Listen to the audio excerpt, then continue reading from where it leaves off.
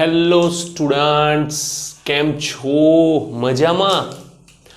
આજે આપણે ચેપ્ટર 13ના બીજા લેક્ચરમાં જોઈશું બંધન ઉર્જા. બંધન ઉર્જા એટલે શું? પહેલા તો ઉર્જા એટલે શું એ વિચારીએ.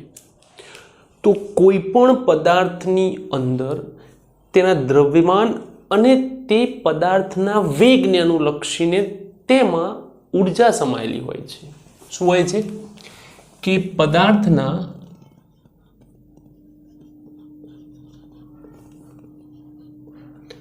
દળ અને તેના વેગ કે તેની ઝડપ ને અનુલક્ષીને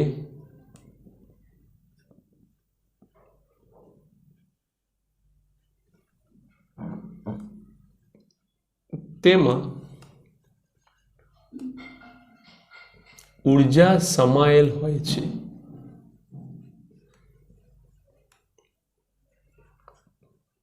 જેને દળ ઉર્જા કહે છે. શું કહે છે? દળ ઉર્જા.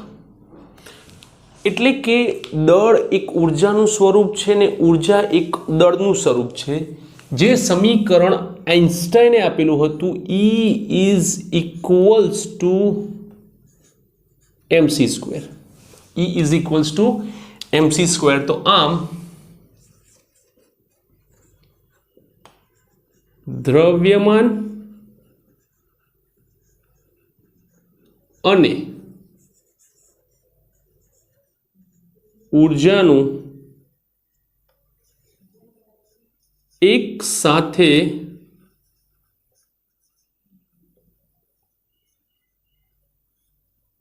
સંરક્ષણ થાય છે. દળ અને ઉર્જાનું એક સાથે સંરક્ષણ થાય છે. સામાન્ય રીતે આપણે ઉર્જાને માપવા માટે શું વાપરીએ છીએ? તો કે જૂલ વાપરીએ અથવા ઇલેક્ટ્રોન વોલ્ટ વાપરીએ છીએ. શું વાપરીએ છીએ? જૂલ અથવા તો ઇલેક્ટ્રોન વોલ્ટ વાપરીએ છીએ. હવે વાત આવે છે ન્યુક્લિયોનના દળોની. ન્યુક્લિયોન્સ, ન્યુટ્રોન અને પ્રોટોનની વાત છે. જ્યારે ન્યુટ્રોન અને પ્રોટોન સ્વતંત્ર અવસ્થામાં છે, એટલે કે આ પરિસ્થિતિમાં છે,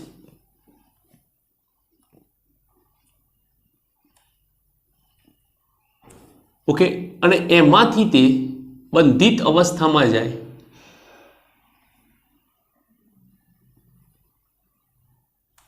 ગોળ ના બને પણ ગોળ તમને બંધિત અવસ્થા દર્શાવવા માટે બતાવેલ છે. આ છે છૂટા મુક્ત અવસ્થા, આ છે બંધિત અવસ્થા.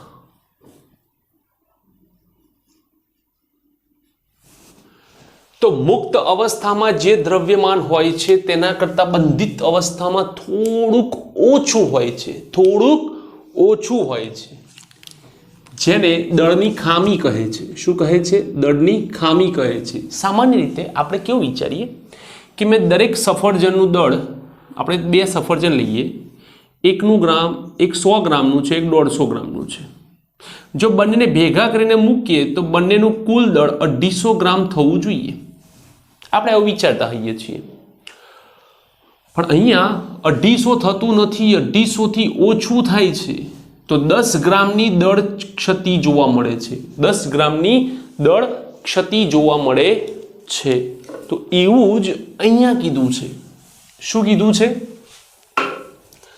તો કે મુક્ત અવસ્થામાં રહેલા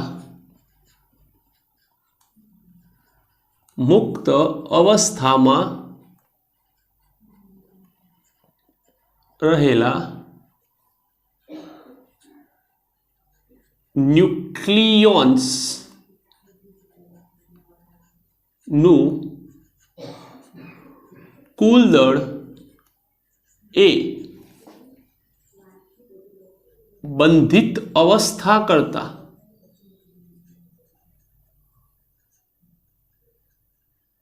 સહેજ વધુ હોય છે.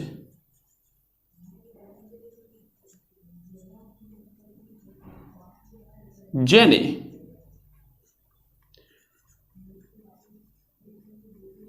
દળ ક્ષતિ કહે છે, જેને શું કહે છે? દળ ક્ષતિ કહે છે. હવે જુઓ, અહીંયા બે પ્રકારના સંબંધ હોય છે કે એક તો દળ કયું? મુક્ત અવસ્થાનું ઇઝ ગ્રેટર દેન એમ બંધિત. અમુક વ્યાખ્યાઓમાં એવું કીધું છે કે એમ બંધિત ઇઝ લેસ દેન એમ મુક્ત. એટલે કે જે વધુ શબ્દ વાપર્યો છે ત્યાં ઓછો વાપરે છે, પણ એ વખતે સરખામણી અલગ હોય છે. મેં શું કીધું છે કે મુક્ત અવસ્થામાં રહેલા મુક્તનું દળ એ બંધિત કરતાં વધુ છે. પેલામાં બંધિત પહેલા કહે ને મુક્ત પછી કહે છે. કોઈ એક તત્વ લઈએ, કોઈ પણ એક તત્વ લઈએ, કોઈ પણ તત્વ,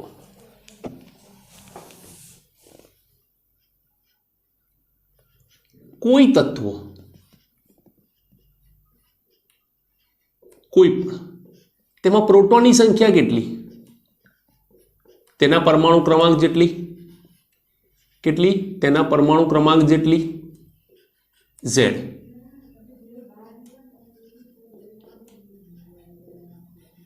ન્યુટ્રોનની સંખ્યા કેટલી? N. તો આમ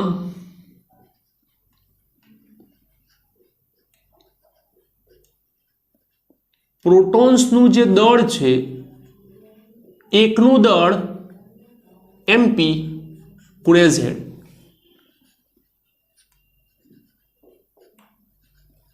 ન્યુટ્રોન્સનું જે દળ છે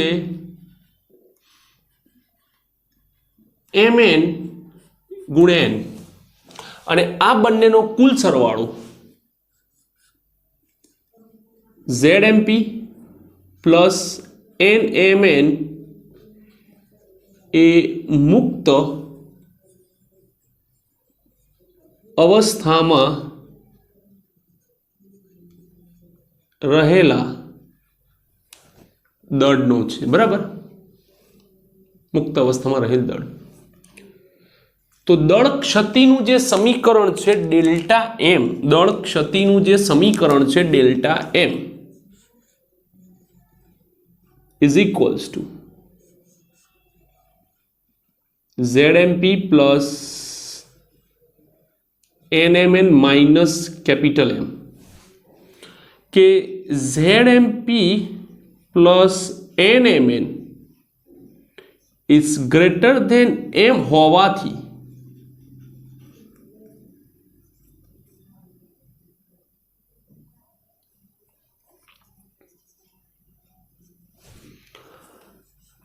delta M is greater than 0 થાય છે. Delta M is greater than 0 થાય છે. તો આ દળ ક્ષતિ ડેલ્ટા M ને દળ ક્ષતિ કહે છે. ડેલ્ટા M ને શું કહે છે? દળ ક્ષતિ કહે છે. અને આ ડેલ્ટા M ને અનુરૂપ ઉર્જાને, આ ડેલ્ટા M ને અનુરૂપ ઉર્જાને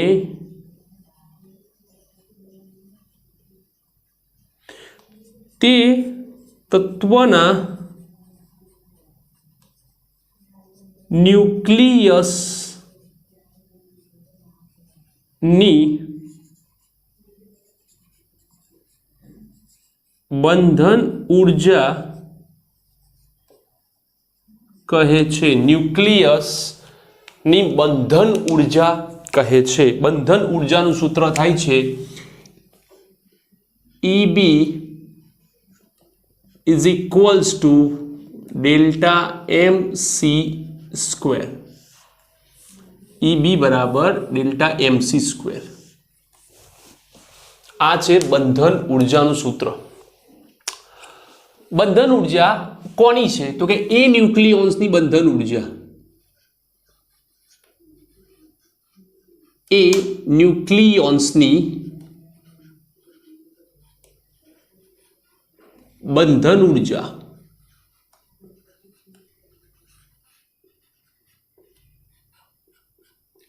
EB. તો એક ન્યુક્લિયોનની બંધન ઉર્જા કેટલી? EBN ન્યુક્લિયોન દીઠ બંધન ઉર્જા EB છેદમાં A is equals to delta MC square છેદમાં A થાય છે.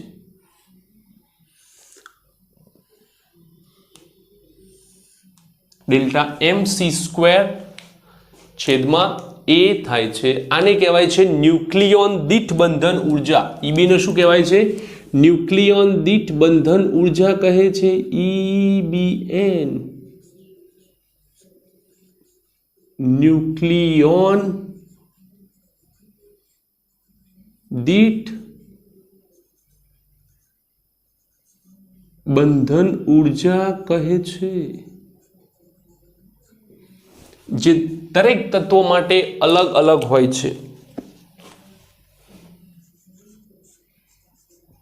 જે દરેક તત્વો માટે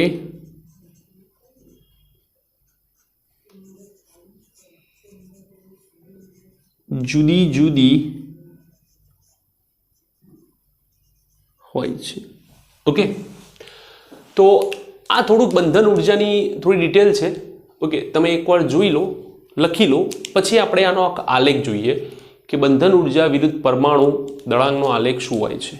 પહેલા આ લખી લો.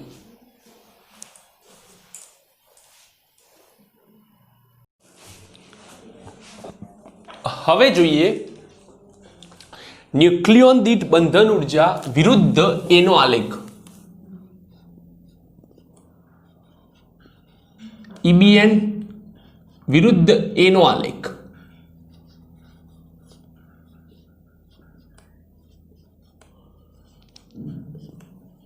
ન્યુક્લિયોન દીઠ બંધન ઉર્જા વિરુદ્ધ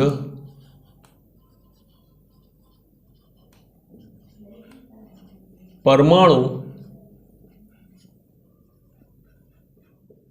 દળાંકનો આલેખ અને કેટલાક ચર્ચવા જેવા મુદ્દા.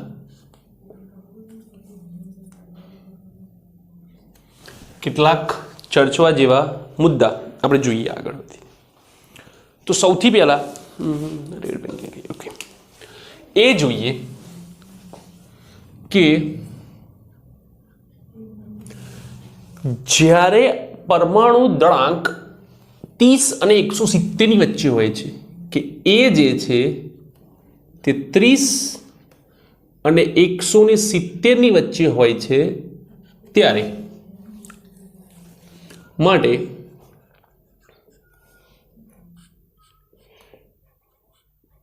EBN નું મૂલ્ય લગભગ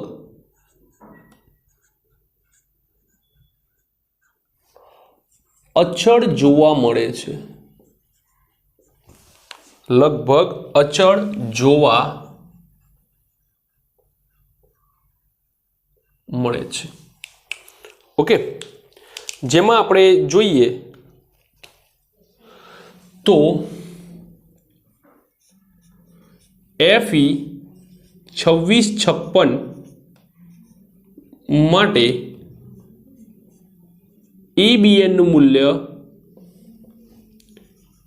8.75, એટલે કે EBN લગભગ 8.8 મેગા ઇલેક્ટ્રિક વોલ્ટ હોય છે, જે સૌથી વધુ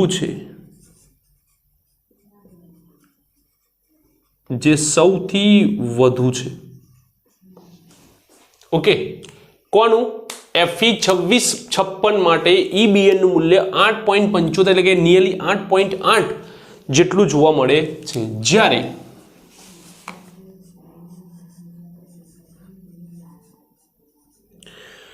યુરેનિયમ માટે તે લગભગ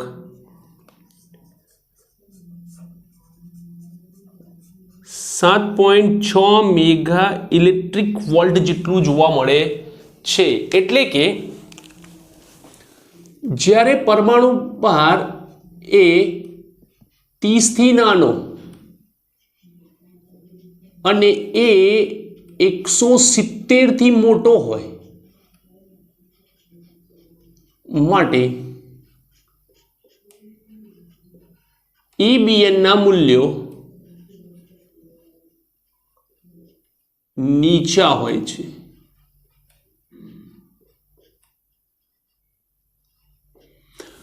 તો એવું નથી કે પરમાણુ ભાર વધે એટલે EBN નું મૂલ્ય વધે કે પરમાણુ ભાર ઘટે એટલે EBN નું મૂલ્ય વધે, એવું નથી હોતું. ઓકે, કારણ કે જે સ્થાયીપણાનો નિયમ છે, સ્થાયીપણું એટલે શું? સ્થાયીપણું એટલે ન્યુટ્રોન સંખ્યા ભાગ્યા પ્રોટોન સંખ્યા.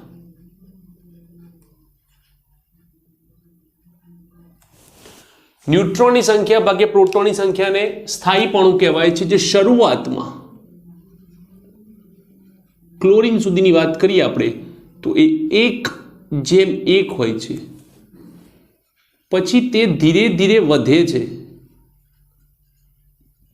વધી 3:2 પર પહોંચી જાય છે. કેટલો? 3:2. બતાવો કે આપણે વાત કરીએ ઓક્સિજનની. ઓક્સિજનમાં 8:16 એટલે કે 8 પ્રોટોન 8 ન્યુટ્રોન 1:1 નો રેશિયો જળવાય છે. જોયું? જ્યારે આપણે વાત કરીએ યુરેનિયમની તો યુરેનિયમ થાય છે 92-235 કે 238, બરાબર. હવે એમાં 92 પ્રોટોન છે પણ ન્યુટ્રોન 146 ન્યુટ્રોન છે.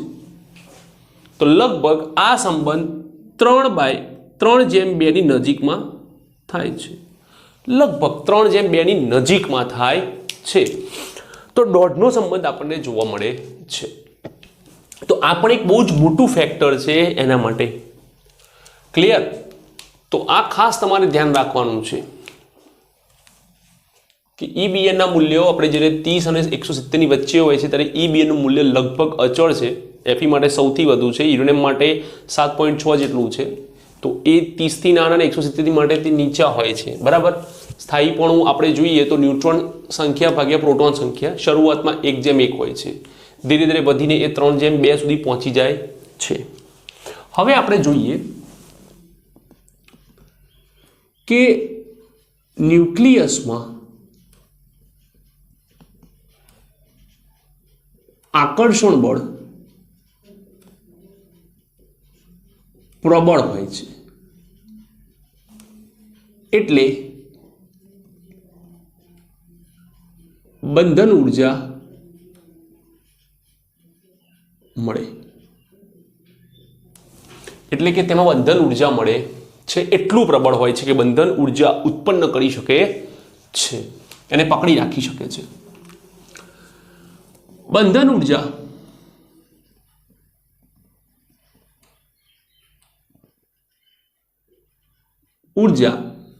ચલે છે P.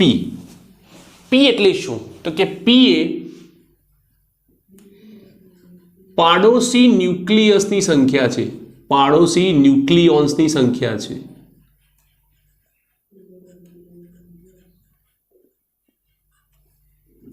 શું છે? પાડોશી ન્યુક્લિયોન્સની સંખ્યા છે. કારણ કે ન્યુક્લિયોન્સ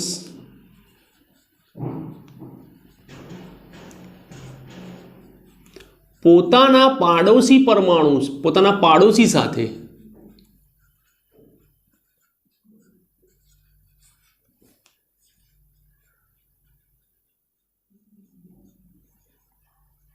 પ્રબળ બળ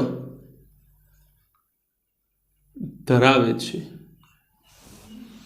અને તે કેટલાક ચોક્કસ પાડોશી ન્યુક્લિયોન સાથે જ બળ ધરાવે છે.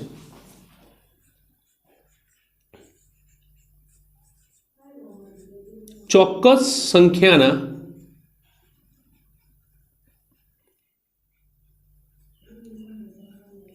પાડોશી, ચોક્કસ સંખ્યાના પાડોશી સાથે જ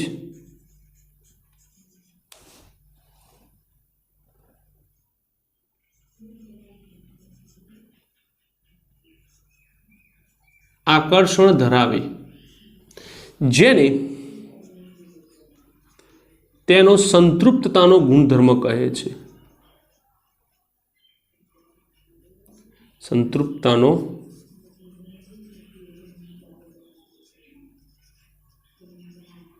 ગુણધર્મ કહે છે. તો બંધન ઉર્જા ઇઝ ઇક્વલ્સ ટુ કેપી, કે અચળાંક, પી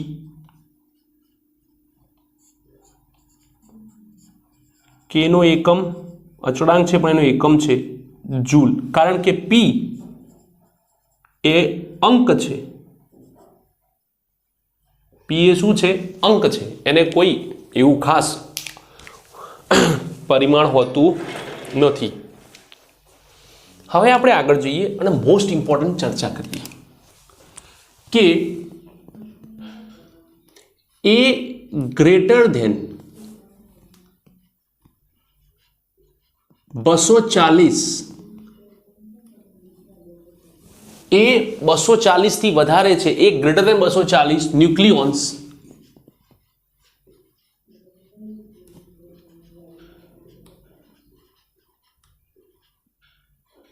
નું બે નાના ન્યુક્લિયોન્સમાં બે નાના ન્યુક્લિયસમાં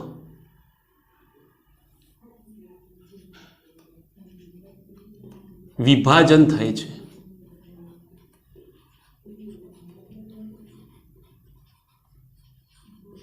અને તેમાંથી ઊર્જા વિમુક્ત થાય છે. જ્યારે તૂટે છે ત્યારે ઊર્જા છોડે છે અને ઊર્જા વિમુક્ત થવાથી આ પ્રક્રિયાને વિખંડન પ્રક્રિયા કહે છે. આ પ્રક્રિયાને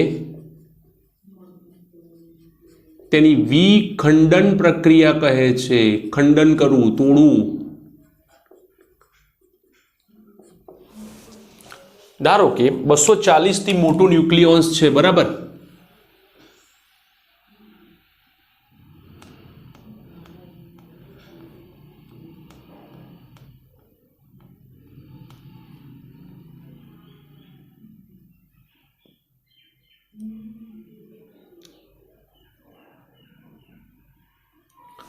એના બે ટુકડામાં વિભાજન પામે,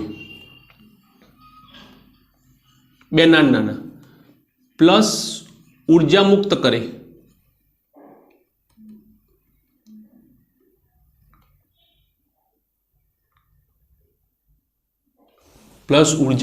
કરે, આને કહેવાય છે ન્યુક્લિયર વિખંડન પ્રક્રિયા.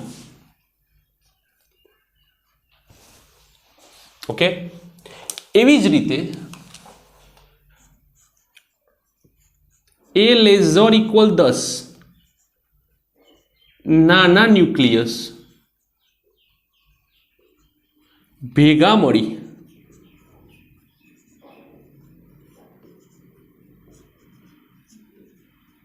મોટું ન્યુક્લિયસ બનાવે છે.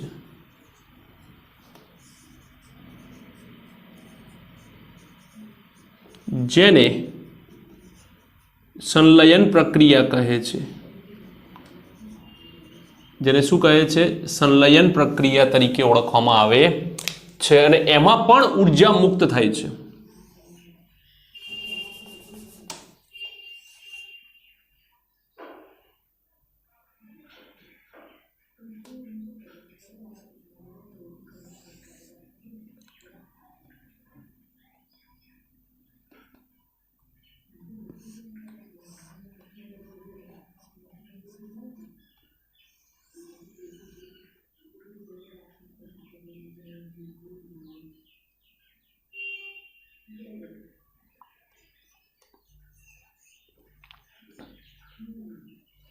પ્લસ ઉર્જા વિમુક્ત થાય છે. તો આ છે EBN વિરુદ્ધ એના આલેખના પરિણામો અને એમનો નિષ્કર્ષ. ઓકે, ફટાફટ લખી લો, પછી આપણે આગળ જોઈએ.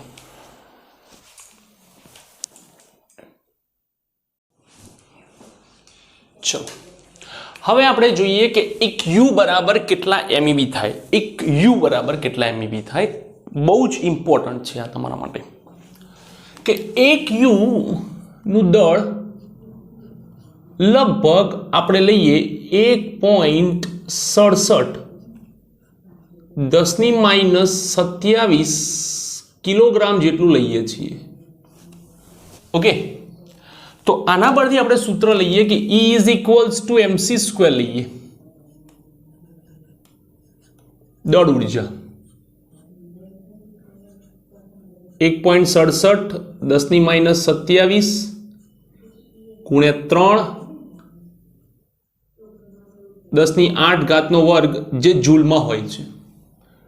હવે આપણે આને 1.6 10⁻19 વડે ભાગી નાખીએ તો ઇલેક્ટ્રોન વોલ્ટમાં કન્વર્ટ થાય. 1.67 10⁻27 9 10⁻16 ભાગાકાર લઈએ 9.3975 10⁸ ઇલેક્ટ્રોન વોલ્ટ, એટલે કે 939.75 10⁶ 2 પોઈન્ટ જમણી બાજુ શિફ્ટ કરો એટલે માઇનસ થાય ઇલેક્ટ્રોન વોલ્ટ, અને આને કહેવાય છે મેગા. તો થાય એક યુ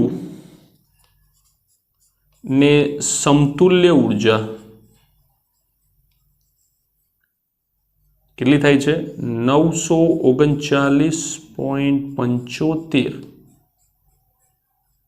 MEB. 939.75, પણ મોસ્ટલી આપણે 940 942 941 લઈ લઈએ છીએ, 937 લઈએ છીએ. એક્ઝામ્પલ્સમાં મોસ્ટ પ્રોબેબલ આપેલું હોય છે, નથી આપતો તમે 940 વાપરી શકો છો, વેરી ક્લોઝ, કોઈ પ્રોબ્લેમ નથી. ઓકે, તો આ છે એક યુ ને સમતુલ્ય MEB ઉર્જા. ખાસ યાદ રાખજો, એક્ઝામમાં નહીં આપે એ વાત ક્લિયર છે. ઓકે, તો આજે આપણે ટોપિકમાં જોયું બંધન ઉર્જાનો આલેખ અને સમતુલ્ય ઉર્જા.